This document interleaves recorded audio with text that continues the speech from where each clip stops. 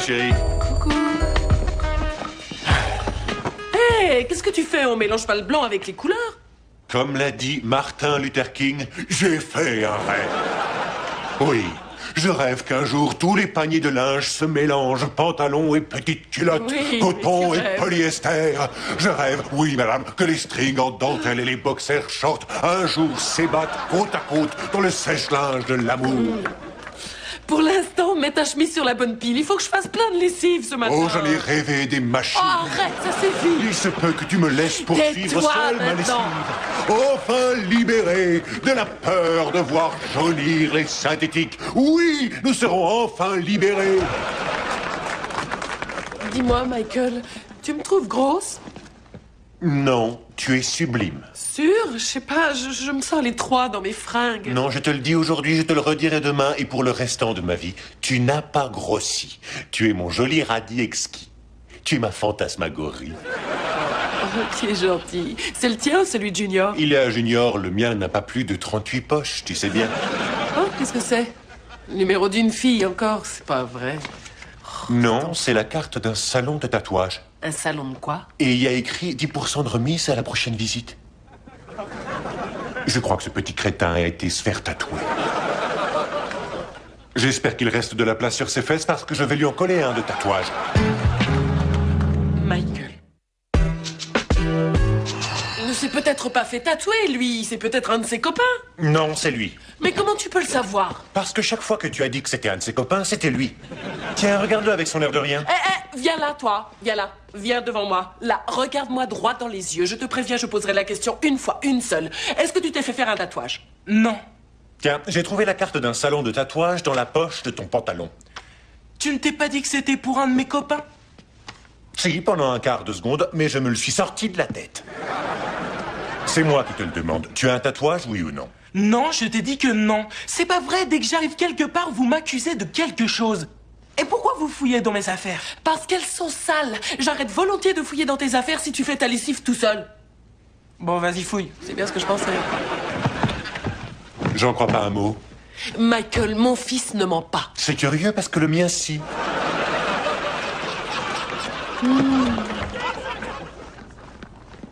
Bonjour, mademoiselle. Bonjour, Monsieur Kyle. Je suis contente de vous voir, Monsieur Kyle. Moi aussi, je suis content de vous voir, Nicole et Mélanie. J'ai la curieuse impression que vous avez un truc à me demander. Cathy, elle peut venir passer la nuit chez nous jeudi soir? Non, Caddy dort ici. Pourquoi non? D'abord parce que Caddy a chargé son ami de le demander à sa place, et ensuite parce que je crois que Caddy n'est pas encore prête pour dormir ailleurs. Pourquoi pas, papa? Parce que la dernière fois, je te rappelle, Caddy a eu les chocottes en pleine nuit, il a fallu que son papounet vienne la chercher à 1h du matin, et du coup, il n'a pas fini le jeu rigolo qu'il avait commencé à jouer avec sa maman.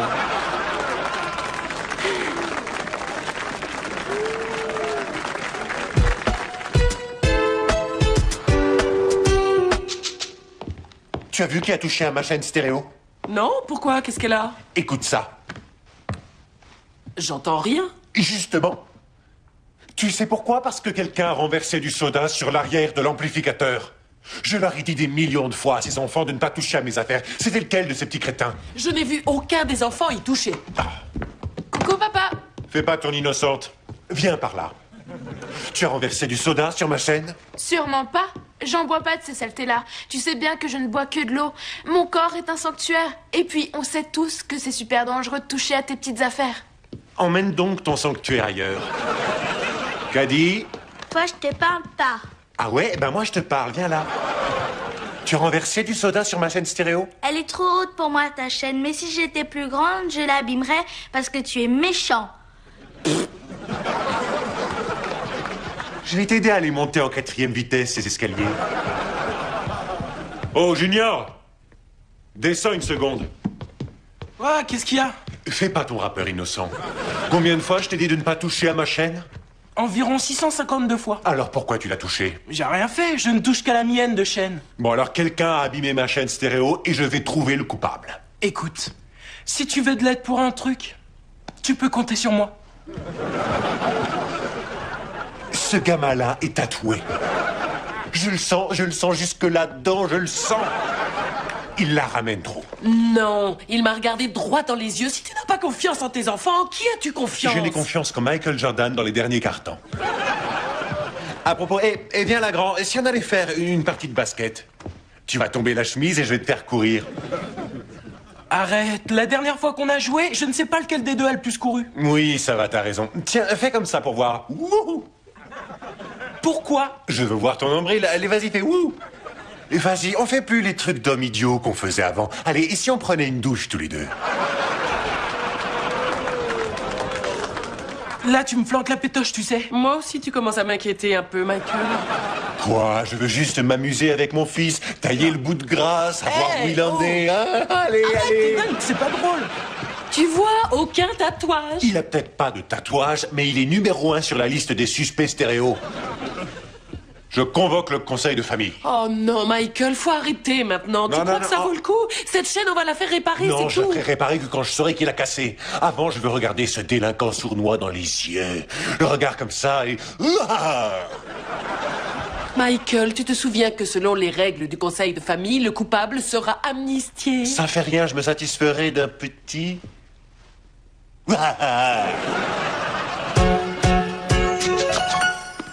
Bon, alors, on connaît tous les règles du conseil de famille. C'est l'instant magique où on peut tout dire. Ici, on vide son sac en toute honnêteté et aucune représaille. Bon, qu'on soit bien d'accord, aucune représaille, sur quel que soit l'embrouille qu'on a inventé. Pas l'ombre d'une représaille. Si on a fait des blagues, c'est maintenant qu'on fait le ménage. Si on a bousillé un truc super cher auquel une personne tient énormément, c'est le moment idéal pour vous purger la conscience, pour vous libérer l'esprit du poids écrasant de la honte et de la culpabilité qui polluent sans doute vos cœurs sournois. C'est ici qu'on évacue tout ça. Alors on dit tout. Tout ce que tu veux.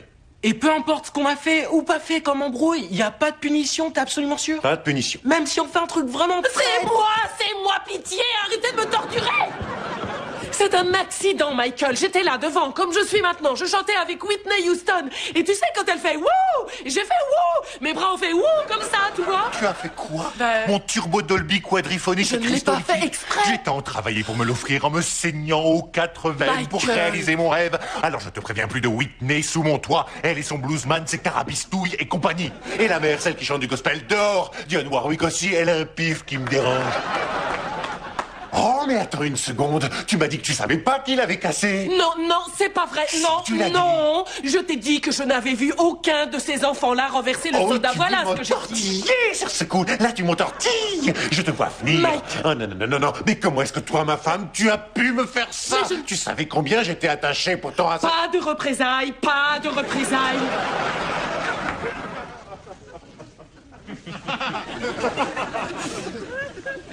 Tu as raison. Tu as absolument raison, ce ne sont que des choses matérielles. Des choses matérielles très très chères, très belles, et qui ne marchent plus. Ce qui compte, c'est que tu aies eu suffisamment de courage et de franchise pour avouer ta faute. Oui. Voilà un exemple du bon fonctionnement du conseil de famille. Elle est délivrée. Et super contente de moi. Ni bleu ni bosse. Et elle est presque pardonnée.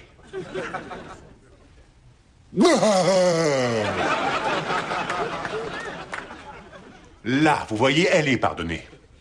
Alors, avant que nous ne suspendions la séance, quelqu'un a-t-il un aveu à faire pour soulager sa conscience? Oui, Claire? Vendredi soir, je suis rentrée à 9h au lieu de 8h. Ça va, tu es pardonné. Caddy? J'ai un petit copain. Tu racontes un crack. Et tu es pardonné. Junior? Je me suis fait faire de tatouages.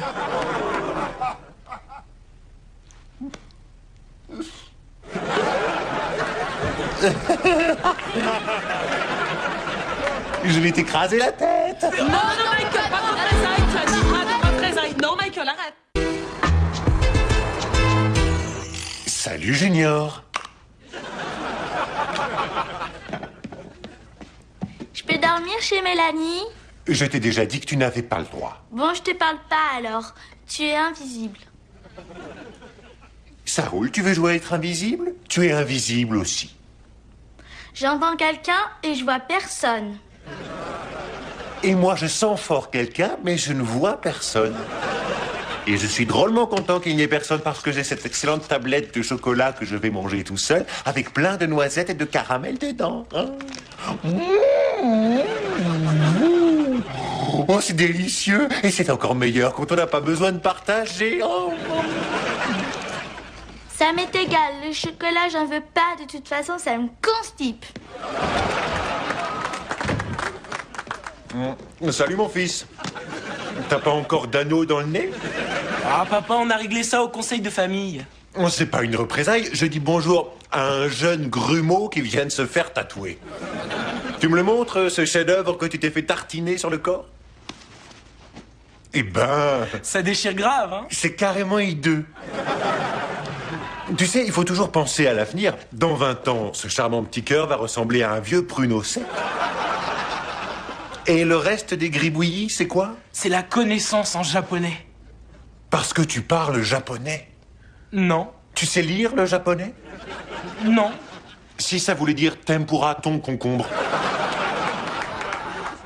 T'es en train de devenir négatif, là. Ça n'a rien de négatif, je me contente de signaler que je trouve tes tatouages hideux, j'ai le droit après tout. Absolument, ils sont hideux. Très très très hideux. Tu sais ce qui m'a mis en colère? C'est que tu nous as regardé droit dans les yeux et tu nous as dit « j'ai pas de tatouage ». Non, j'ai regardé maman dans les yeux et je lui ai dit non. Comme tu l'as vu d'ailleurs, je n'ai pas un tatouage. Parce que j'en ai 2 de tatouages. Merci, monsieur Bill Clinton.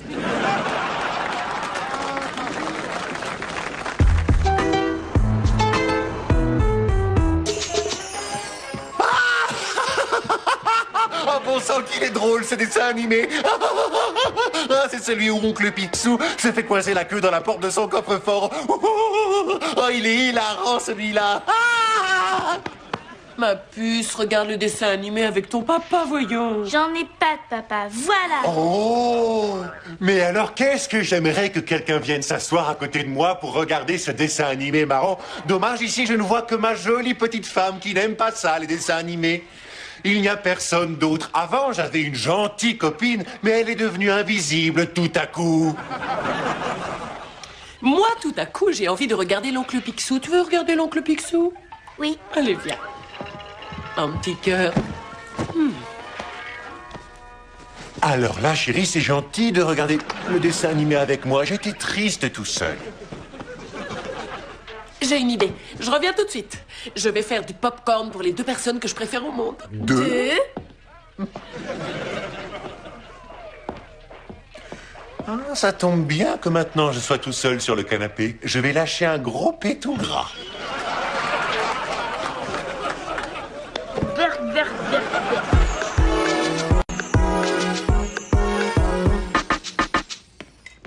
Hé, papa, t'as vu la classe? Je fais de la remise en forme. Qu'est-ce que t'en penses? Que si tu me cherches, tu vas me trouver. Bah enfin, pourquoi?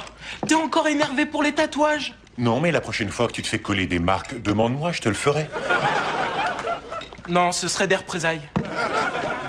Junior, allez, montre-les-moi. T'es sûr? Je suis sûre que je vais pas trouver ça beau, mais autant que je m'y fasse. Tu sais ce qui me met vraiment en colère avec toutes tes bêtises? C'est moi qui t'ai fabriqué. C'est comme si tu remodelais mon boulot. Je suis absolument certaine... Il y a écrit maman? Ouais. Et là, il y a écrit quoi?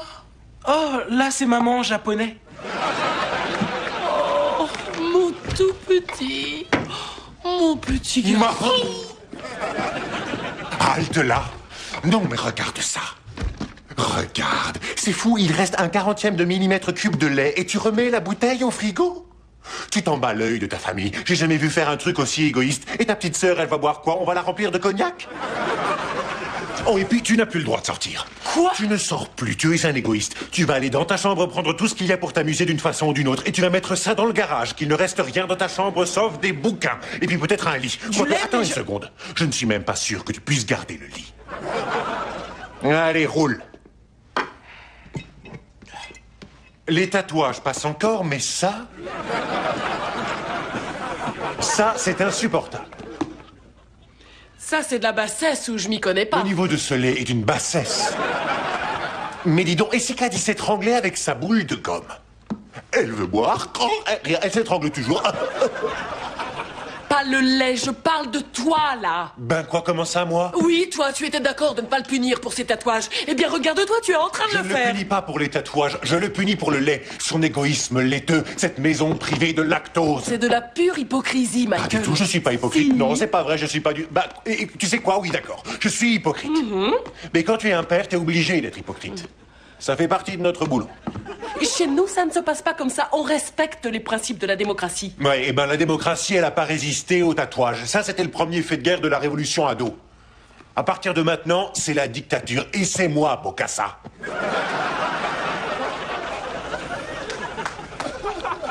Regarde dans ce miroir et dis-moi ce que tu vois. Un beau et grand noir au crâne chauve, un peu en colère. Qu'est-ce que le beau grand noir au crâne chauve qui est un peu en colère a dans l'oreille? Un très beau diamant qui pourrait être un peu plus grand. Et depuis quand l'as-tu à l'oreille? Je l'ai fait mettre quand j'avais 17 ans. Et comment ton père avait-il réagi? Alors écoute, il s'agit pas de mon père, parce que mon père, il m'a botté les fesses. Pas question d'amnistier avec lui. Il y a eu des représailles, de la criaille et un peu de chamaille, jusqu'à ce qu'on en arrive aux retrouvailles. Comprends que toi aussi tu t'es rebellé à cet âge-là. Il faut que tu sois tolérant. Tu veux te conduire comme l'a fait ton père à l'époque ou gérer la situation de façon différente? Mais enfin, il n'y a plus de lait, Mon regarde. amour.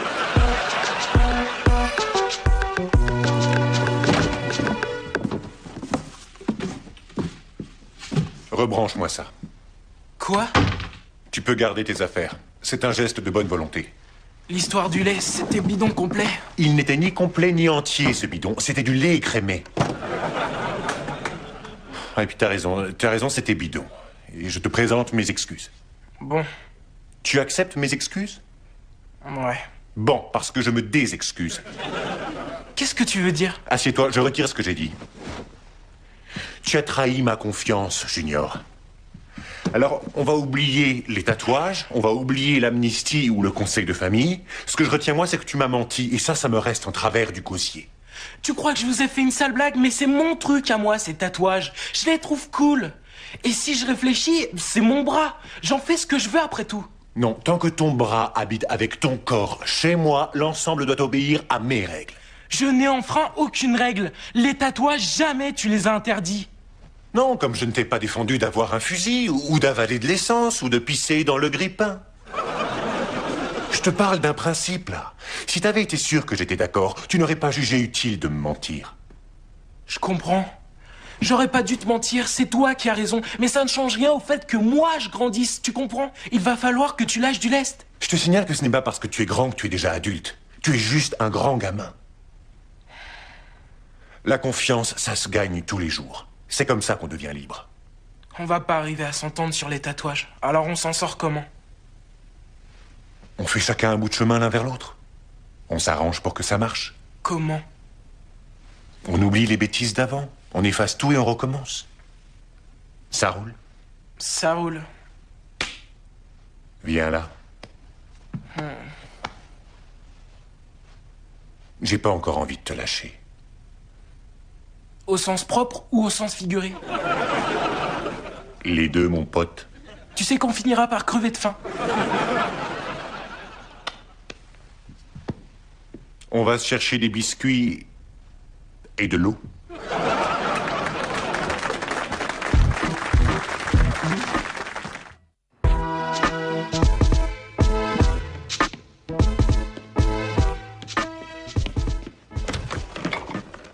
Daddy, ton papa, il est trop méchant. Pourquoi est-ce qu'il te laisse pas venir chez moi?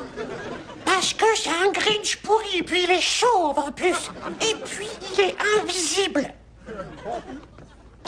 Et toi, il n'y a pas de lait dans ce frigidaire. Qu'est-ce que t'as dit? J'ai dit que ton grand frère a bu tout le lait. Mon papa, tu l'as vu? Est-ce qu'il est grand et très beau? Il est grand. Oh, je l'ai vu, oui, je viens de le voir. Il est chouette en plus. Tu pourrais me rendre un service? Demande-lui si Mélanie peut venir coucher chez moi ce soir. Excusez-moi, grand et beau monsieur Chauve. Et j'ai le droit d'aller chez Caddy pour dormir ce soir? Peut-être, mais il y a un péage. Je veux un très gros baiser de Caddy. Tu veux que je te dise? Avant de dire oui, il veut que tu lui fasses des papouilles, ton papa. J'ai entendu, idiote.